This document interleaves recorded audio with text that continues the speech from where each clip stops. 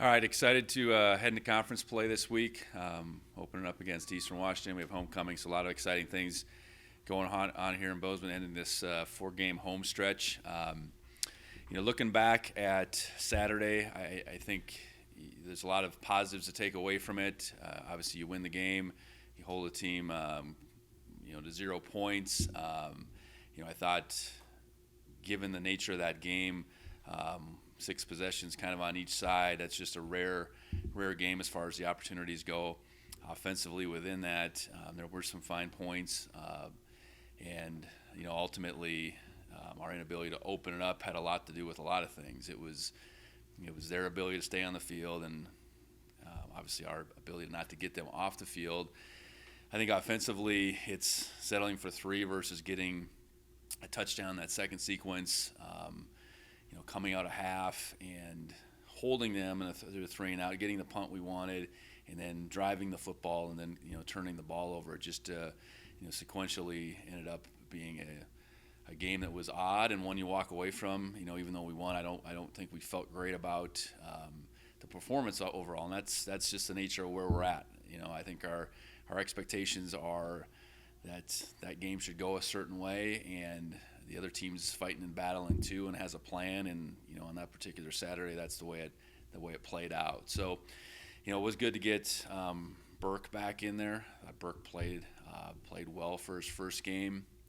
I know that created some musical chairs, and we'll have to keep sorting that out. What our best five is, or if there's going to be a continual rotation of some sort. It was good to get Chris back. I know we had a couple opportunities to touch the football. I think Chris Long will provide us more than a spark moving forward, but it was good just to get him out there and get him going.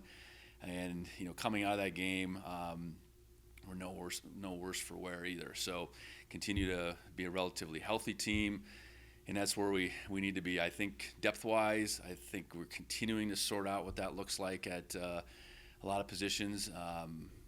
The nature of our non-conference, we didn't get a lot of twos and threes very much time. All that being said, some twos are certainly playing considerable, and I think that's going to warrant them playing more and more. Specifically thinking on the defensive side, both up front and at linebacker, cornerback. We're playing multiple guys at those position groups in particular. So, excited about conference season starting at the same time. This is obviously where the next step has to occur for us. In Eastern Washington, we face a team that we've played every year since I've been here. This is just the second time we've played them here in Bozeman, and all three games out in Cheney have been games that have come basically right down to the wire, including last year where there was a point in time that game was tied deep into the game, and we scored the last two touchdowns in that game, but it wasn't like we won that game by a large margin. And they're off to a 1-3 start, but I know they've been very competitive. Two of their losses coming to Incarnate Word and Northern Iowa. Games that I'm sure they felt like could have gone either way, and then they bounced back with a win over Western Illinois the other day. I know they've in the midst of it, they had to switch quarterbacks, so we don't necessarily know what that's going to make for this week. Both those quarterbacks, Taylor and Bell, are their leading rushers, so it's clear to say whichever one is going to play, it's going to be a quarterback run-driven offense. A little bit different makeup just generally for them. Each year we've seen them, they've had Efton Chisholm, and he was such a focal point for us defensively, and they don't have that. It's not that they have very capable receivers, but they don't have that type of guy. How they're doing it is different. But thinking back to when we played them last year, they didn't have their starting quarterback for the game, so it was a mix of Taylor in that game, and I think Wortham at the time. So they were in that game at least a quarterback run-driven team. So I think there's some things we can take from that game last year, and certainly looking at what they've been able to do this year. Whichever one plays, I know Bell was playing quite a bit as a receiver, as a running back before Taylor got hurt against Boise. So either way, those two guys are going to be the focal point of where our attention needs to start on the defensive side. for them defensively and what our offense has to look at, they did give us some trouble from time to time. Big front, they move quite a bit. They show you a lot of different looks, and we had success in the run game last year. I know we hit the long pass to tie late. I do think that mix has to be there. They have been very aggressive, so the ball has gotten behind them in the passing game at times. So it's certainly my hope that can happen for us. But first and foremost, we got to be tied in together up front. O-line tight ends to handle all their movement, handle all the different looks that they present. So, again, excited about the opportunity, and felt like we got off to a good start this morning with the first practice of the week, and ready to take on the Eagles come the end of the week. You mentioned the lack of possessions in that game, kind of making it hard to really judge the O-line combinations you had, and then they all seem to have varying levels of success, each group. Did the film clarify any of that? Well, a couple things. I know the two guys were asking to play two positions that would have been tight and played right guard and right tackle. I think he handled that transition fine. I think he's going back to his home place playing right tackle. Cedric playing right tackle and left tackle. Hard to discern anything there. I think he'd been a left tackle until he wasn't, and he was a right tackle. Now he's playing both. So just judging how that went, it was hard to say that was positive or negative. I know Everett playing just right guard, I think was positive for him. He'd been a right guard all the way through spring and fall until we moved him to left before the Oregon game. So I do think that was a positive move for him. So I think it's something that through the course of this week we got to settle on one or two things.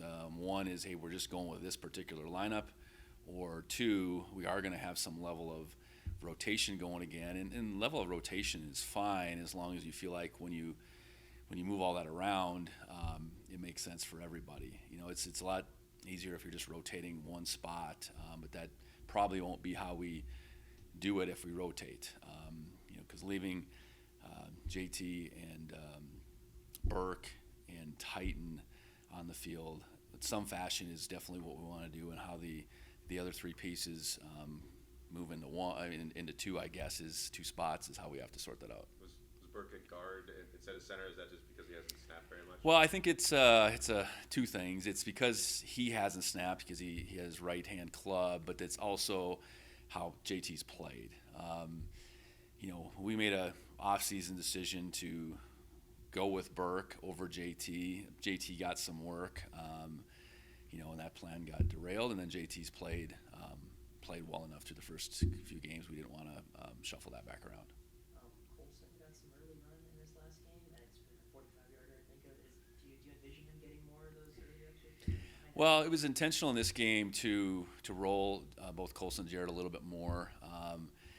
And then how it played out, their attempts per reps in the game, those two backups, was extremely high. I think one was 6 for 8 and one was 5 for 7 or something like that. Typically, you go out there as a running back, you're not getting the ball at that percentage of plays. It just worked out that way. So I think more than anything, those two guys are very capable. I think clearly our top two are still Adam and Julius, and we need to have them all four ready to go. So it played out that way on Saturday. We'll get to the end of the week and say, here's how any plan of rotation might work. But I think both those guys prove that they're, more than capable, both Colson and Jared. Defensively, did anything stand out in the film in terms of you guys staying on the field longer on those fourth down conversions?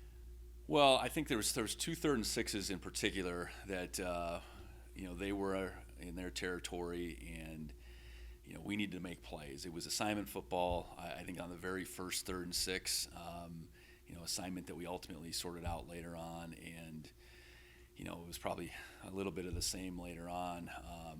Just in those down and distances, when you have them backed up and they're in a 3rd and 6 like that, we gotta stand up, because ultimately the one 3rd down stop we made after halftime was a 3rd and 1.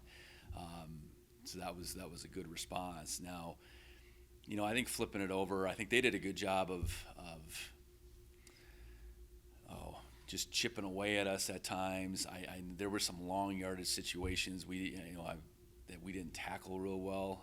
one in particular that was a really long, third and long, that then, all of a sudden it creates this fourth and medium versus it should have been a fourth and long. So I think it was play selection a little bit from their standpoint, being able to get the matchup they wanted. They won a couple one-on-one matchups, thinking about the same kind of play and a little option route in particular that we got to be able to defend better. So at the end of it, they were 4 of 14 on third down, but they were, I think, 4 of 7 on fourth down. So that means they converted 8 of those 14 times. So within those 8 conversions, if you could somehow cut that in half, that would have been a lot different looking day. And a couple of those are the third downs and they're backed up, and certainly a couple of those are, the fourth downs where we just, we weren't exactly where we were supposed to be. You mentioned Ty McCullough's touchdown against Eastern last year and just that need, that kind of threat, getting Chris back in the rotation, back from injury. Just how does he open up your offense? Well, I think he opens it up because he can get open. I think that's probably the first thing. We went in the game on Saturday. We took a few shots. None of those shots ended up going Chris's direction. I know there's a couple that could have went his way, and the ball didn't find him. I think his ability to get free and clear is just a little bit different. His ability to play the ball in the air is maybe just a little bit different too. Now, we haven't seen it in the game. There hasn't been an opportunity for him yet, but I think we've seen enough in practice to think that's the case. So, yeah, getting behind the defense, especially a defense that wants to pack it in and leave their corners on islands, is something that we need to be able to do. We haven't done too much of that so far. And I know that game on Saturday looks a little different if all of a sudden we have a few big plays, and we really didn't have any big plays. I guess Colson's run was probably the biggest play of the day. So, having big play ability is one thing, but having the ability to execute big plays is another thing. And that's when given those opportunities, what we need to do. And that was a big play last year to kind of put us to 2 scores last year. And Ty was that threat certainly on last year's team. So it's my hope that or a thought that Chris is going to move into that now that he's back. A lot of, or decent amount of 13 personnel in this game. I think on the one that Justin missed, Rocky, that was like even an I formation with those 3 on the field. So I know we talked a lot about getting the tight ends, but what did you think of those plays? Well, they were all short yardage plays, and I think we short yardage, through the course of the field, we did a pretty good job. We converted in those situations. Obviously, that scenario of getting down there and going 1st and 1, losing some yards, and that was 2nd down. We didn't complete that ball to Rocky. Our ability to get all 3 of those guys on the field, whether it's run heavy or not, needs to be something we can do. I think there's a versatility, again, amongst that group to have to be under center, to be in the eye, to be offset, to move a couple guys like we have. So it's been a relatively productive package for us in the short yardage. I think in particular, as we look at the last couple games, our success rate in the short yardage has been much better than it had been the first 2 games. So that's a positive. But a play like that, we got to be able to make that play, and that's certainly more on Justin than it was anything Rocky did. And just those different types. It seems like, maybe correct me if I'm wrong, but compared to preseason, maybe more different looks, different formations, and personnel groupings. Do you feel like that's something you guys have been doing, and how do you feel like just maybe that the very varied offense is kind of produced this season? Well, I think if you're talking just personnel-wise, whether we have 2 or 3 tight ends on the field, I think we can do a variety of things. I think that's probably the biggest thing. I don't think the group of guys pigeonholes us one way or the other. And being able to use our personnel, be it 3 tight ends on the field or all the way down to no tight ends on the field is something so then that puts 4 receivers on the field. I think we've had a few plays where we've even had 5 receivers on the field. I think that flexibility is good as long as we show a variety of things out of each one of those groupings over time, and our level of execution, more importantly, is where it needs to be. So I think we feel good about functionally what our guys can do, and I think which the bigger picture is, okay, after 4 games now, what have we done out of all these different personnel groupings, and what does that how does that appear to the defense? And I think that's something we got to continue to look at.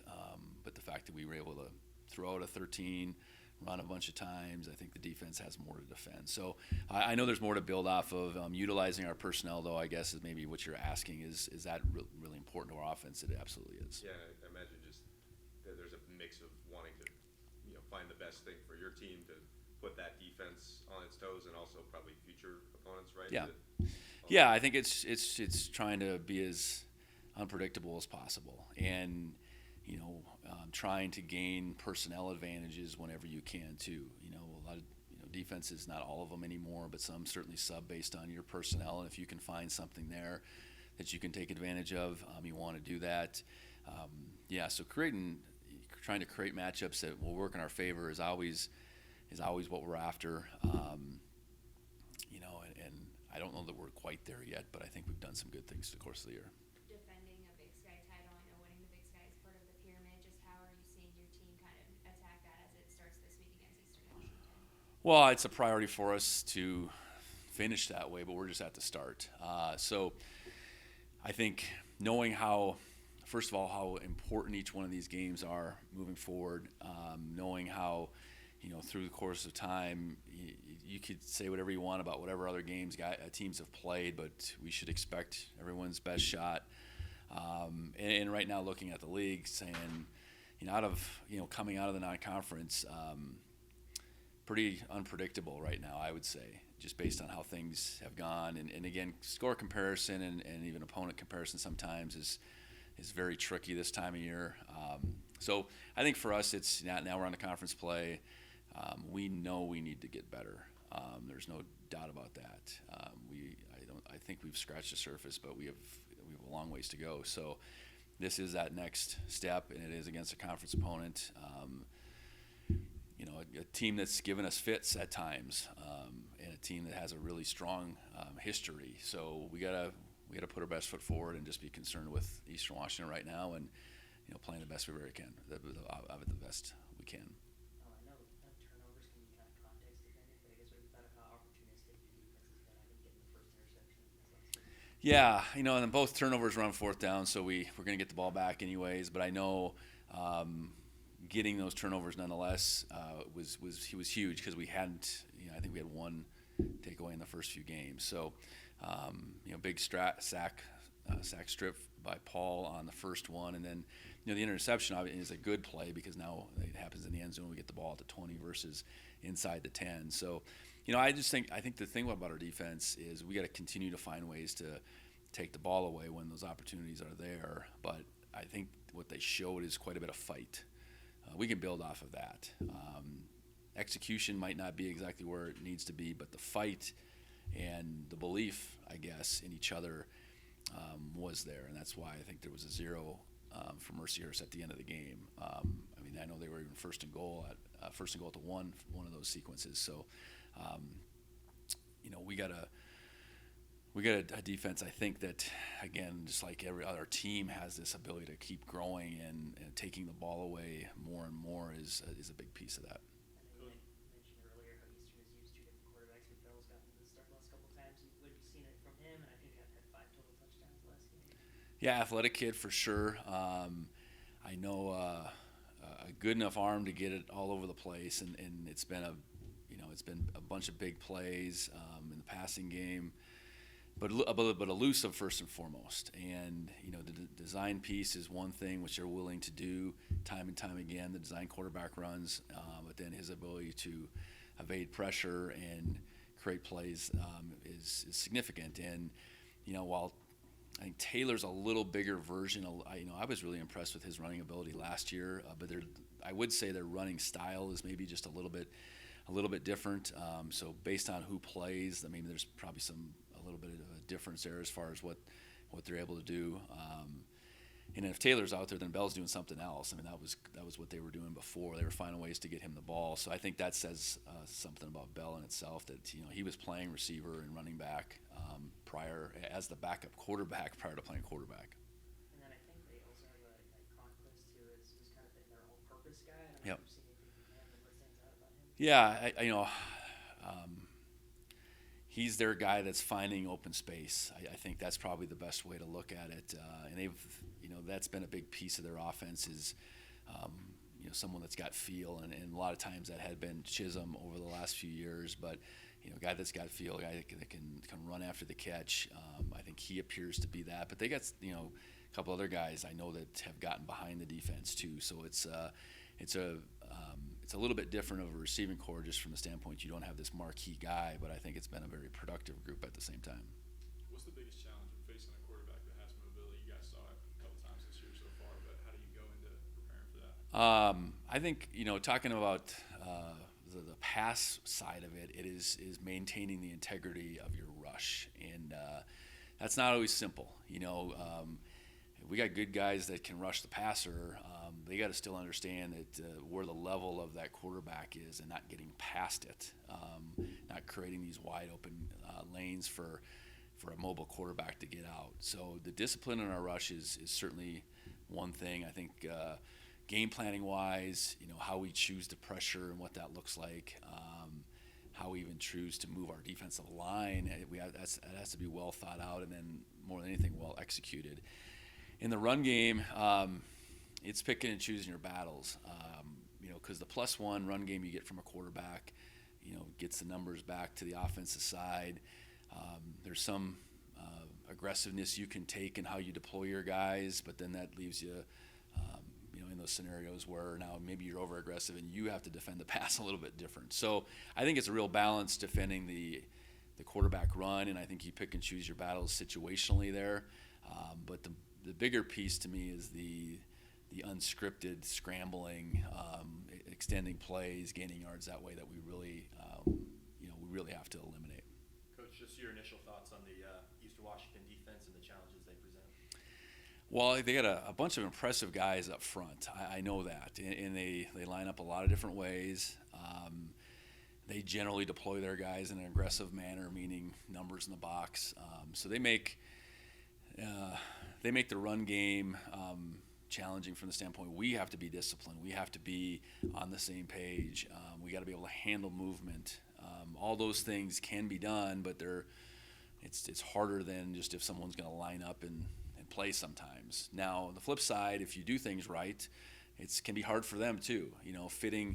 Fitting runs when you're moving all over the place and when your safeties are down in there sometimes can be really hard if we do things right. So I think that's the biggest thing is just our ability to be disciplined against their alignments and their movements, and then be able to create movement and not play slow.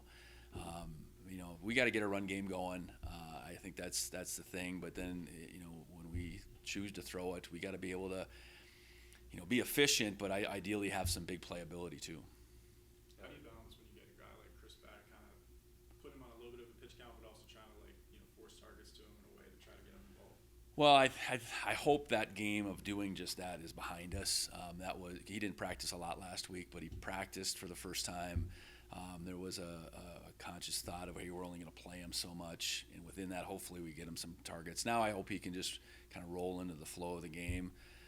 It doesn't mean he needs to play 60 plays by any means, but hopefully is getting 10, 15 more than he got on Saturday, so he's getting in the 40s. Then, the ball is finding him enough times where he can make an impact, I guess. So going backwards, I think we probably executed that how we thought we might. There was a couple opportunities, again, to get him the ball downfield, but then now moving forward, I think we can get him more in the regular flow. Eastern had some kicking struggles. Doesn't look like they've maybe attempted a lot of fourth downs, but are you guys preparing maybe for something sort of like what you saw last week with the fourth down tries? Well, I would say maybe we showed a little vulnerability there, I suppose, but the game continues to evolve where kicker or not, you cross midfield, I think going for fourth and manageable especially is something that you could probably play that game until you get to the 25 regardless of your kicker. So we definitely have to be prepared for that. I know Mercyhurst was prepared to go for it in fourth and long more than anybody I've seen, and that's what they had shown. So I think we always have that mindset of four down territory and what that means and how you treat third down once the team has crossed midfield. So we got to be better, and it's not just a fourth down plays there. It's what are we doing on third down to make the fourth down as hard as it possibly can be, and maybe knock them out of the thought process that they would go for it. So, yeah, I think that's a common thought every week. Mercier's was even more so because of what they had shown to that point. Coulter, do you have anything? Yeah, Coach, can you hear me okay? Gotcha, yep. You mentioned Eastern Washington's strong history. They do have such a strong history. How have you seen them just evolve in your 5 years in the league so far? Yeah, coming into it in 21, I don't think we had beaten them here in a long time, and we beat them that year, and that was a hard-fought game. I know that was a playoff team for them. Quarterback was all everything, Barrier, right? Barrier. So they were this team that really, I think, revolved around him and everything that he did offensively. And they were a team that, generally speaking, you thought they're probably going to try to outscore you. I thought last year the shift you saw, and we didn't face Vesperis, I think is his name, Kakoa, in our game. He was a little bit more of the things could revolve around him, but they've continued to find their run game the last few years. They've continued, I think, to play better and better defense, and their defense has changed quite a bit. I think that's probably just the structure and the aggressive nature. That's changed quite a bit. I know Aaron's had a bunch of different coordinators through just this stretch. But yeah, I think just overall they've shifted into being this kind of high-flying, going to outscore you outfit that had this really, really accomplished quarterback with a bunch of different weapons to, offensively maybe being they certainly are a more run-oriented team right now, and defensively they've dialed it up. And I know they've lost a bunch of close games, so they've been really competitive. And last year we played them later, and you felt like what impressed me the most, that was a team that was fighting their tails off on that day, and that was a later in the year deal. So Coach Best has kept them in the fight, kept that thing moving forward, and I think for us, we got to expect their very best effort because we've seen that time and time again. It's always interesting talking to Coach Best and their players because they constantly talk about when they're playing either the Montana schools or Idaho. That's kind of like they have 3 rivals, right? And he really seems to play that up. So is that something you talk to your guys about in terms of they're going to bring it on Saturday. You have to expect that. Yeah, for sure. And I know the scheduling model will change, but through this last scheduling model, we've played them every year, so they've been a consistent rival for sure. And I think the proximity to Montana, and to then Idaho, the University of Idaho, I think they naturally have overlap in recruiting. We recruit out that way, in particular in Western Washington, just like they do. And I think you look at the 4 universities you're talking about, I think just that brings rivalry into it. Just the fact that we recruit a lot of the same guys. And then, I think just level of success that they've had, that we've had, that the University of Montana's had. I think that, that in itself, I think is rivalry worthy. I know, obviously you had Idaho to that as of late too. So, I think it's easier for our guys to recognize this is a team that's going to, get up to play us. So we have to return the favor. And, I think over these years, I think each one of the games, particularly the ones out there, if our eyes aren't open because of how those games have gone, then shame on us. So, I think, and here we sit, it's the first conference game. Everybody's got a little bit of a new lease on life. The non-conference is done. You're 0-0. Everyone is in the conference at this point. So, everybody's after that 1-0 start, which, we certainly are. You mentioned just the strengths of the quarterback, but I'm wondering if they've always had guys that can move in the pocket, but they've gone more to this running quarterback type of model these last couple of years. Do you think that's sort of reflective of Aaron wanting to run the ball more? I guess you mentioned them wanting to run the ball more. Seems like those 2 things go hand in hand. Yeah, and they were certainly different with Taylor and Wortham playing in that spot last year than they were with Vesperis. He could move a little bit, but it was the quarterback run game was more about the other guys. So to me, you're obviously recruiting personnel too. So maybe that's been hey, we want to recruit athleticism. We want the best guy to play. We want to have some element of, the run game be involved in it. I would think there was a conscious decision on the recruiting side, and then that's how it's played out as far as the way their depth chart fell this particular year. And there's no better way to get the numbers at least in your favor than to have your quarterback run. Now there's a chance and the risk that you take when you do that all too often, but it's appeared that that's a risk that they've been willing to take. And they've had good backs over the years too, so it's been a mix. But nothing kind of corrects your run game faster than getting your quarterback involved with it. Read the story about your secondary and just the progress they've made. The thing that stands out to me so much is how they're all willing tacklers. So can you just talk about that element of it, just the sort of the fearless nature of some of those guys, especially the guys that are playing corner for you right now? Yeah, I think confidence is at a premium in that position, and that's okay. You much rather have it that way than the other way, and I think they're all thick-skinned kids too. I think they're all guys that believe that if I missed out on that play, I'm going to make the next one. If I made the last one, I'm going to make the next one. And you got to have that. They got to have that short memory out there, whether it's a good or bad play you're putting behind you. And they're all skilled. I think that matters first and foremost, that they have the ability, that the confidence is real. It's about real things. I think they're all the corners are all competitive young men too. I think that's a piece that they want to be challenged. They want that that really hard job of being out there at times on an island. They're all fearless tacklers, and that's something that doesn't always come into play, but it's an expectation that our corners are going to be that. I know Trent Green's done a really good job with them after Brian Shepard had. They're well coached, and I think they all love the game. So to have this group of three redshirt freshmen and then a redshirt junior playing, but being of that mindset doesn't always go that way. And we got to keep them moving forward, because it's a very important position in our defense, and the fact that we're playing four guys now, I think is a great thing. And I know at the other positions we're still trying to develop depth. We asked different things of the safety nickel group, but I think that group is making strides while Taki's been out. I think there's still an elevated ability that Taden Gray can show, but he's done some really good things now as a regular guy.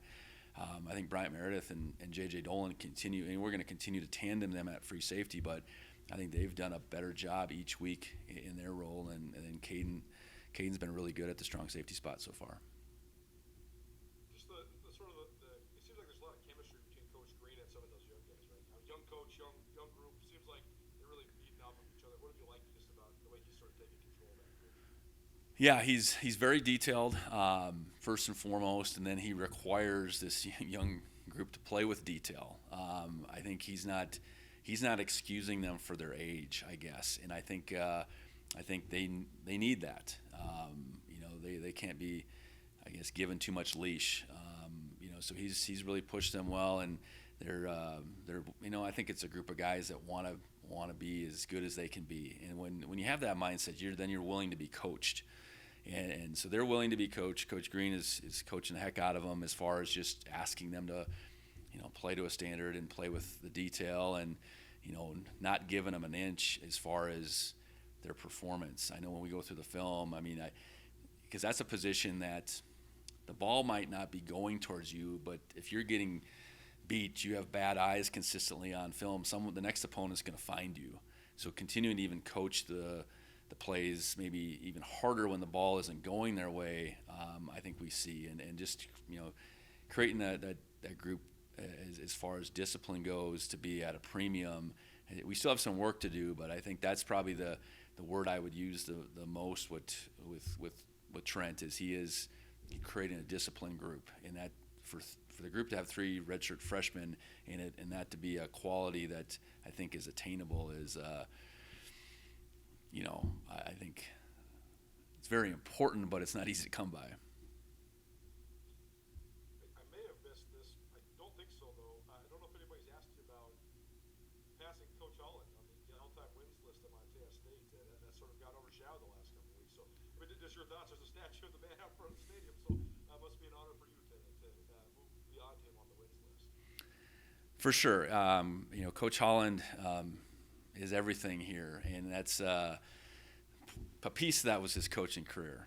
I think everything he was for so long as a player, an All-American national championship player, coming back as an assistant to become a head coach, and then beyond that, as much on the administrative fundraising side, his legacy is at the top of the list here at Montana State.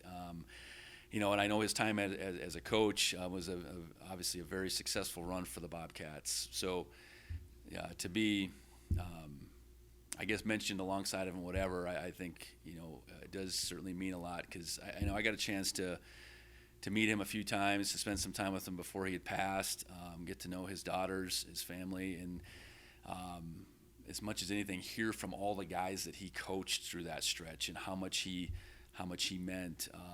He's something else, and this place, clearly meant the world to him, and he made sure that he left his fingerprints all over it, I guess. So, yeah, I think different time as far as where I'm coaching compared to where he's coaching, opportunities, games, playoff games, all that stuff. But yes, it's quite an honor to be mentioned alongside him.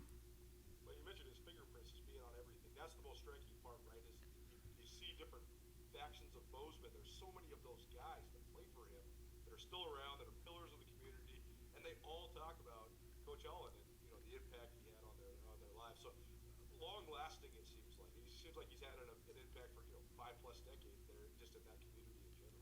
Yeah, and just the other night we had our quarterback club banquet, and there was a group of the guys that were on the 76 team, and they were giving me some compliments, I suppose, and it's like, and we played for Sonny. I was like, yeah, I know you played for Sonny. I know that. I know what time what years you were through here, and I think the thing about him, it really has nothing to do with X's and O's and any of that. It's who he was to those guys as a mentor, father figure, and I know that didn't end when they walked off campus. I think that was a forever thing for those guys, and I had a chance to go to his memorial service back in, I think it would have been December of 22, and the guys that made their way back for that, and I think that it's those type of days where you see it up close and personal what this